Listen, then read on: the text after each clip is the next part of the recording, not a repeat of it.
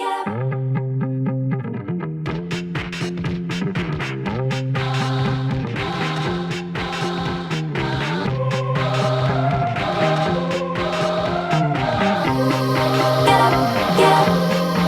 up, get up, get up, get up, get up, get up. My name is Suzanne LaGrande, and this is Disobedient Femmes.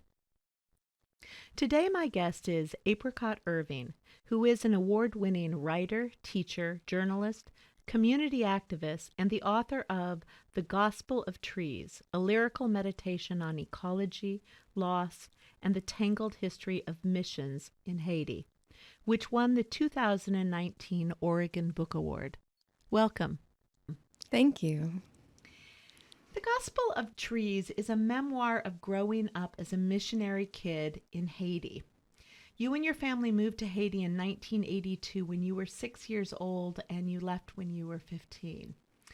To start with, could you tell us a little bit about what it was like to grow up in Haiti?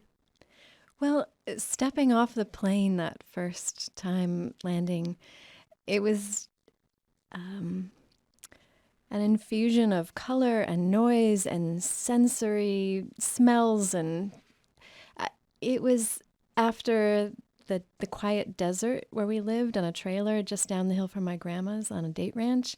It was everything that experience had not been. There were people everywhere. There was constantly things to be heard. There were these bugle call bus horns going by at all hours of the day and night. There were roosters that crowed all night. There were bicycles clanging past on the road. I think I found it delightful and overwhelming, but I think I wanted to move towards that energy as a kid. And I didn't understand the layered complexity of it. It was just this amazing place that I looked at through the lens of a 6-year-old. And it was like, wow, look at those brightly colored buses. Wow, look at those amazing houses. They're yellows and pinks and oranges. And so as a kid, I thought it was the best place in the world to grow up. Mm-hmm. Now, a lot of people have an idea about missionaries, and I think the typical idea about missionaries is that they're naive, they're old-fashioned, a version of a 19th century colonialist who's bent on saving the natives, right? That's the picture that we have. Your parents' reasons for becoming missionaries were more complex. And I'm wondering if you could talk a little bit about why your parents decided to become missionaries and go to Haiti. Yeah, they were recruited to go as missionaries. They were organic vegetable farmers in the desert of California. And someone at the church that they'd newly started attending, because their marriage was falling apart and Mom had this amazing encounter with God in a rocking chair. And so she went to church. We all followed. And about a year or so into that religious experience, they got recruited to go run this agricultural center in the north of Haiti. And their first response is, oh, no, or where's Haiti? They really had no idea. So naive, yes. It was part of a larger movement in the American Baptist churches to have the missionaries who would be recruited have practical, pragmatic things to offer. So there were either nurses or doctors at this hospital. My dad did agricultural work, and so he was asked to run this Center for Agriculture in the north of Haiti for that year, and then really loved it. And so we went back to live on this other missionary compound, and he ran the agricultural nursery there. But then that compound, all of the other kids that I grew up with and went to school with, their parents were either Haitian pastors in the church, or they were doctors or nurses at the hospital.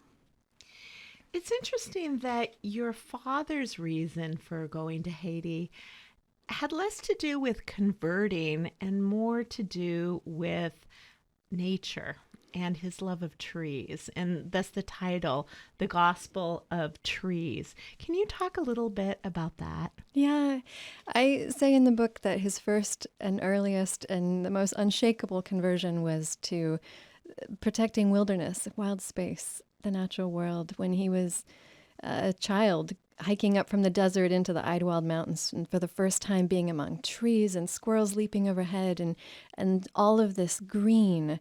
And he wanted to devote his life to protecting the wilderness, which then got expanded to planting trees, to doing organic vegetable farming. And so Haiti really was part of that for him, a deep sense of having something to give that was concrete and needed, because of the history of colonization in Haiti.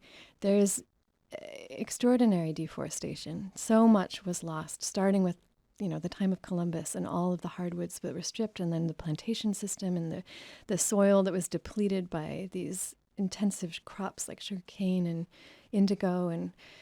And so now Haiti struggles. The soil is depleted. There's widespread deforestation. And so for him to be able to bring what he knew about growing vegetables and planting trees, it satisfied a deep sense of being able to do something useful with his life.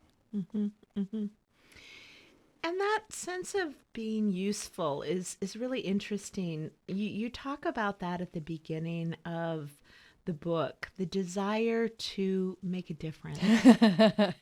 Yes, it's so seductive. Mm-hmm. And I think that's a desire that many of us can identify with, wanting to make a difference, to help, to make the world better in some way. How did that work out for your dad? It's so messy, especially in a place like Haiti. Haiti, after the earthquake, had 10,000 aid organizations that were registered there. I'm sure there are more now. And these are all organizations of people wanting to help, wanting to come in and make things better. And that might be through agriculture, like it was for my parents. It might be through building schools. It might be through medical work, roads, or wells, or you name it. There's a long list of things that, as an outsider, one might look and say, "Oh, I can help with this." But there's a lot of problems with that, coming in with grand ideas of what someone else, another community, needs, when we as outsiders know so little about the long history that led to where we are now. And I think that my parents certainly fell into the trap where what we tried to offer was not really what was most useful to the people around us. And we brought with us this unconscious, unrecognized arrogance that, of course, our ideas were better. And there was that layer of superiority and condescension that was present in our newsletters, that was present in our interactions and conversations. And so that layer of unrecognized, unacknowledged, maybe even contempt at times, really was problematic, as you can imagine. I mean, when I took my kids to Haiti for the first time, it was like, okay, darlings, here's how we're not approaching Haiti. We're not coming in to say, oh, wow, my life is so much better than yours. Gosh, let me help you. It's like, how would that feel if someone came to where we lived, which has plenty of problems and plenty of wonderful things about it. But if someone came in from the outside and just in a really quick cursory glance looked around and said, oh, wow, my life's a lot better than yours. Here, let me help you. It's just an icky feeling. It helps no one in the end. And so when we went together, it's like, look, this is our goal. We're going to ask people what they find beautiful about where they live, what they are proud of in their community, why they love living here. And there are 10,000 answers to that question. And so I think were those 10,000 aid organizations to approach with something more like that posture, different things could be possible. But when we come in as outsiders with an agenda of what we are going to do and how we are going to leave our mark, and our ego is so tied up in that, it gets really problematic really fast. And we end up eclipsing the small, local, grassroots visionaries who are doing their own work to make their neighborhoods better. And we come in with more money and more power and more connections and just obliterate what is good and what already exists. Is that in some ways is that in some ways an explanation for how it is that Haiti has been known as a very poor country and over time has gotten poorer? Yes, there are many brilliant analyses of this, but one is called Dead Aid, and it's really looking at the ways that the current system of aid to poorer countries actually prolongs poverty and creates the conditions for that to continue, because it creates a system of dependency. For example, just after the earthquake, I went down to Haiti and visited a number of different places, and there were good things that were being attempted. There was a project in Gonaïves area, which had been devastated by floods in 2004.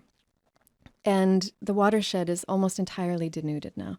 And there's the risk of yet another devastating flood, which could literally take out the town of Gonaïves again. And I think it was 60,000 refugees from Port-au-Prince had moved back to the Artibonite area that's in this watershed.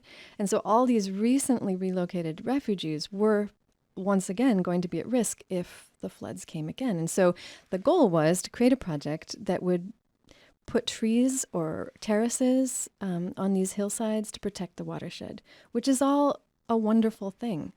Part of the problem is that all the people that are heading the project are outsiders. They're not just Americans, but Americans are well represented.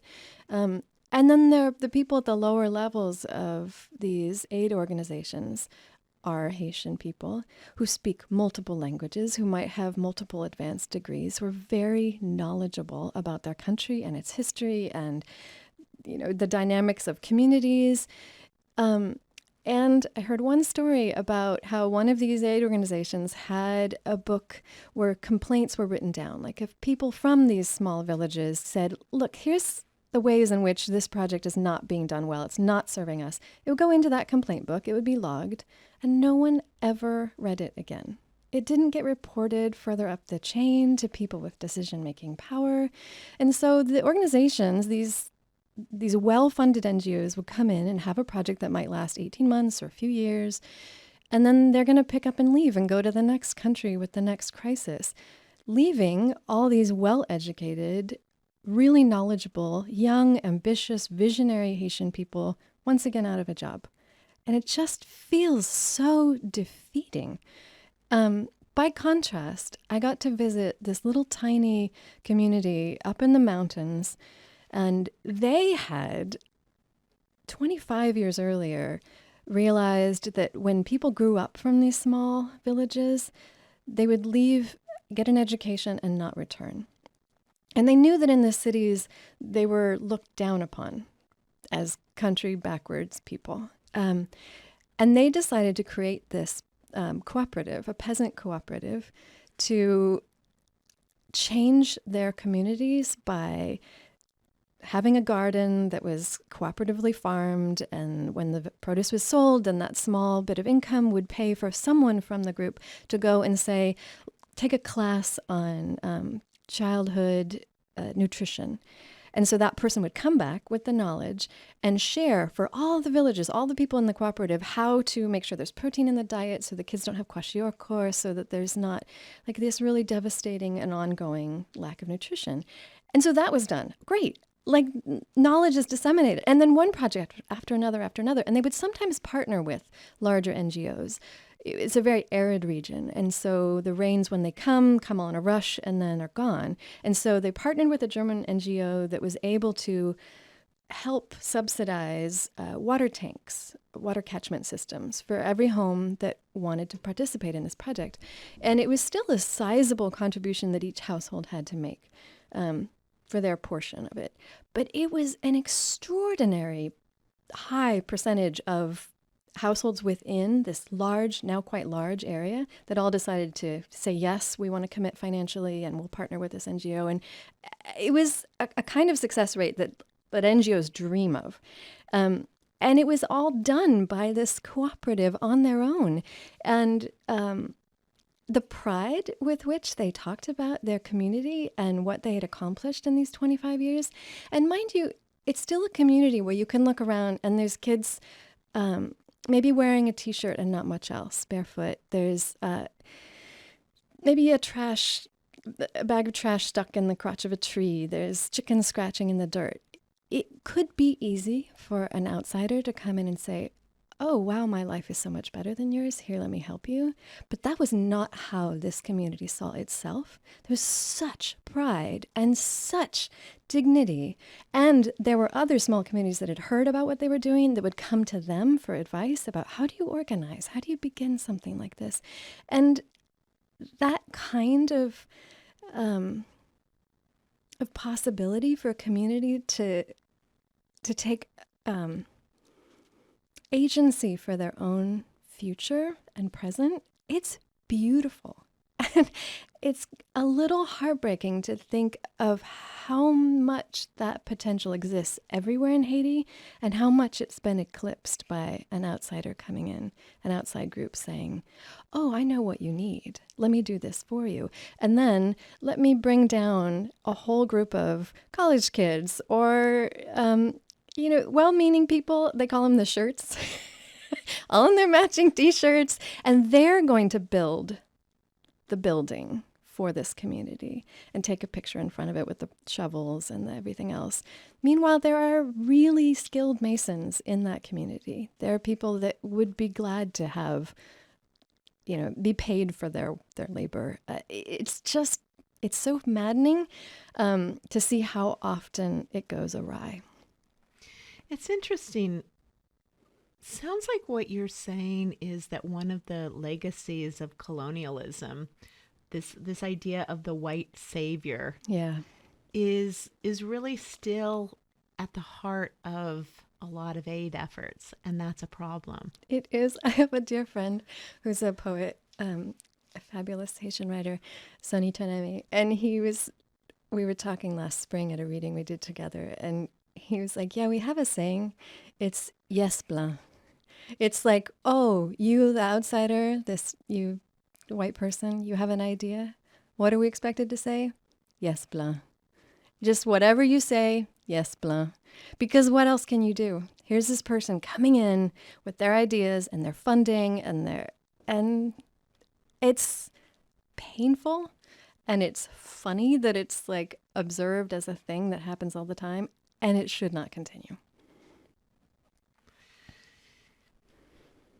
You had an interesting time as a missionary kid in that you were, on one hand, privileged. Very much so. And on the other hand, you were a permanent outsider in the country that you grew up in.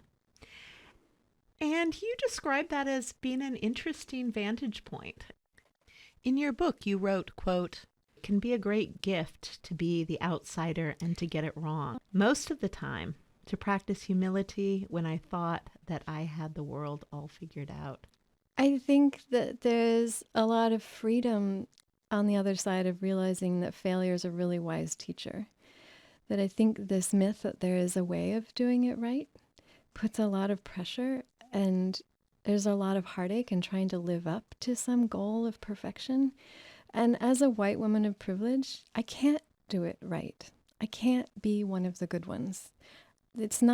I'm not even sure anymore that there are good ones. There's just us, flawed and fumbling and doing our best and apologizing, hopefully, when we get it wrong, which I do regularly.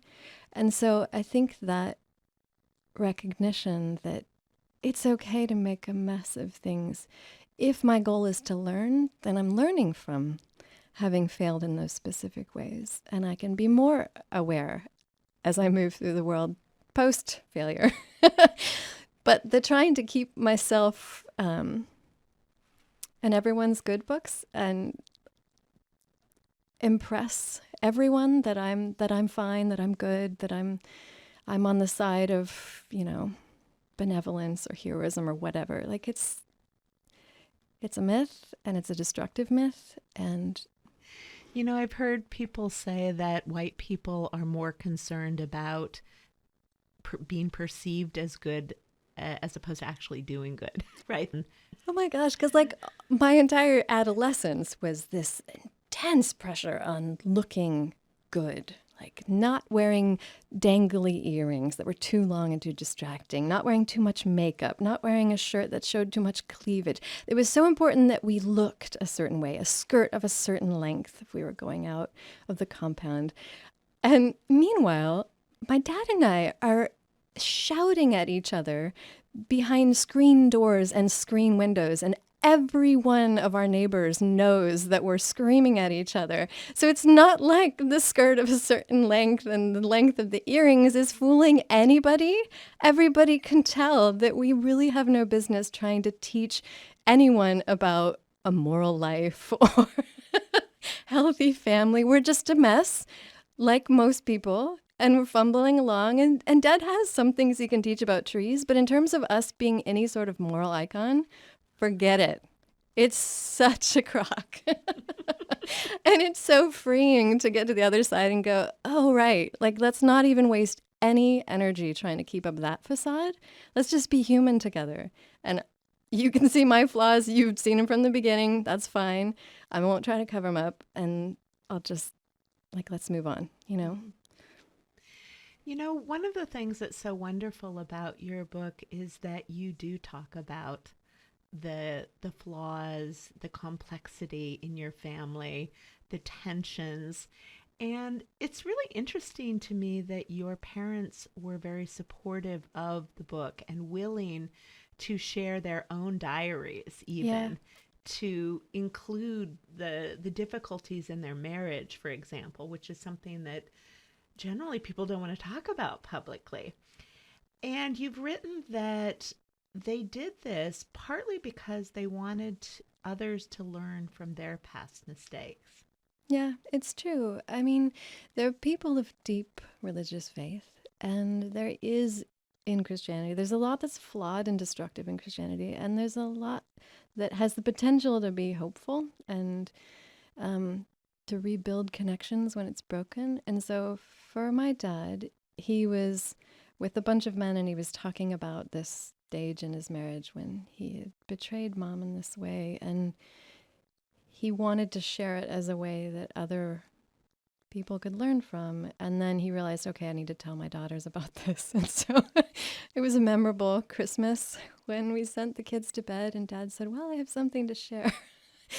But it was interesting because even then, I was in the process of writing the book. He had given me his journals, and his journals were pretty spare. They were mostly about what seeds got planted on a certain day. If there was a caterpillar infestation in the manioc in somebody else's garden, that kind of detail, whether it rained or not. But every once in a while, there'd be something emotional and personal. And so his journal ended with the entry, hugged Julila in a way I shouldn't have, told Flip.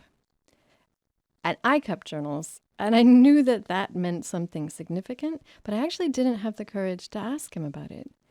It was just something that I was holding in the back of my mind. And so when he decided to tell all of us at Christmas, he prefaced it by, well, here's something else for your book, Apricot. Those was opening lines to us. And he said, you can come down and interview me. I'm happy to give you all the details. And so I did. It took me another year probably, but it was one of the most intense conversations I've had. It was very awkward. And but I learned a lot from both of my parents, from their willingness to jettison the facade and say, yep, here it is. Here's all the broken. Here's the vulnerability. It took my mom a lot longer to be willing to share her journals. I was about 10 years into the process when she said, yeah, you can have mine too. And I was so grateful. I think she felt a lot of shame. But I think anytime you get to see someone's regrets and doubts and fears, it creates a tenderness in you towards that person to see someone in all their flawed complexity, it's like, oh, you're a lot more like me than I realized. So I think that was the gift of this book for me, is to be given that level of insight into my parents' vulnerabilities at that moment in Haiti and watching things crumble in the ways they did. What would you say they would say are the mistakes they learned from?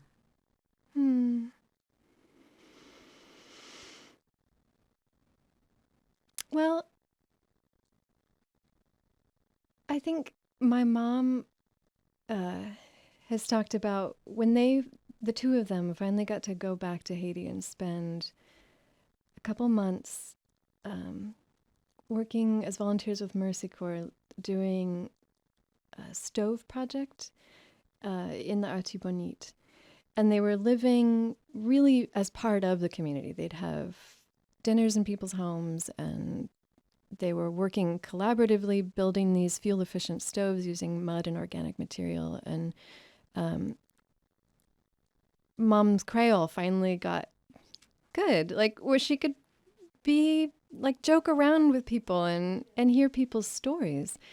And she's talked about how she wished that when we were younger, as little kids, we'd done that instead of barricading ourselves on these compounds that were so isolated from the Haitian community and so separate. You know, it's interesting because I know that later you did a project of oral history in Portland with the Boise neighborhood. And you said something really interesting about the quality of listening. Yes. And the way in which we listen determines the stories that we will be told. Yeah. If we are, and I did this exercise with the kids. We actually got to come to Cebu and did a taping with the kids that I'd done that oral history project with. And so there were third graders and then high schoolers. And the third graders were hilarious and wonderful. We'd talk about, well, like, how do you know when somebody's not listening? And they like raise their hand. Ooh, can I show you? Can I show you? It's like, well, yes. And now can you show me what it looks like when someone is listening? How do you tell? And they were really observant. Of course they knew. I mean, babies know when we're listening or when we're tuned into them or not. They know very quickly. I think we're really instinctively aware as humans of when someone's giving us their full attention or not. And if someone's not giving you their full attention, they're not earning the true stories, the complex, layered, full of doubt, full of honesty stories. But when we can offer that to each other, to really, truly listen, and that the role of the listener in that moment isn't to come up with the next clever thing to say. It's not like a conversation where you're trying to, cocktail party, be smart and clever. It's really just about hearing the other person's story and reflecting it back to them in the way that, they might mention something early in the conversation, and then later there's the opportunity to say, well, now, that thing that you mentioned earlier, is that connected, would you say, to this thing that happened later in your life? And to let them make that connection and observe out loud and perhaps discover out loud in front of you, that's an amazing experience to watch someone telling their own story whole. And perhaps it's an interesting answer to the question of, perhaps I can make a difference, which you said begins the story. That maybe the listening is the difference that we can make. Yeah, boy, there's a lot of listening to be done, especially as a white person. The listening to the harm that I have been even unwittingly part of feels really important. And in those moments, it's so important not to be defensive or to say, oh, well, let me explain what I meant to do or say, what my intention was. Intention's really irrelevant. I mean, maybe it's part of a conversation later, but listening is very, very, very important. So one last question. In an essay you write, beauty was a luxury as a missionary kid that I had been taught to mistrust. It could not save anyone. And yet, when I was reading your book, you wrote about the incredible beauty in Haiti. And it seemed that beauty also infused all of your descriptions of your family, of the difficulties even of colonialism. So I wonder if beauty you think saved you. I do, absolutely. I think that I chose that moment of me as a 14 or 15-year-old really turning towards beauty in this way that really, yes, it saved me. I think Mary Oliver has a line about, I would almost say that beauty saves me and daily. And I think that it makes the pain bearable. It makes, writing this book was not easy. And there were times it felt like, particularly for traumatic events that I went back to face, that it's like at that moment when I'd shut that door, I'd shut it for good reason. I couldn't face at that moment the fullness of what I'd witnessed or been part of. And to reopen that door, it's very heavy. Sometimes it's very overwhelming. And I think that finding the beauty threaded through the pain, the loss, the recognition of all the brokenness that still comes with colonization. And yet that Haiti now is, by some estimates, has only 2% of its tree cover remaining. That's profound deforestation, and that's directly a legacy of colonization. And yet, what remains is so beautiful and so worth protecting and worth celebrating. And I think that sometimes about where we're headed as a planet, I worry about our climate, fires, hurricanes, floods, all of this earth that holds all of us. And I think of what we're poised to lose and what we're already losing. It's like we can't, how do you hold that? But what we have now and what will remain is still beautiful and still worth being here for, I guess. Thank you so much. Thank you. I am Suzanne LaGrande, and this is Disobedient Femmes.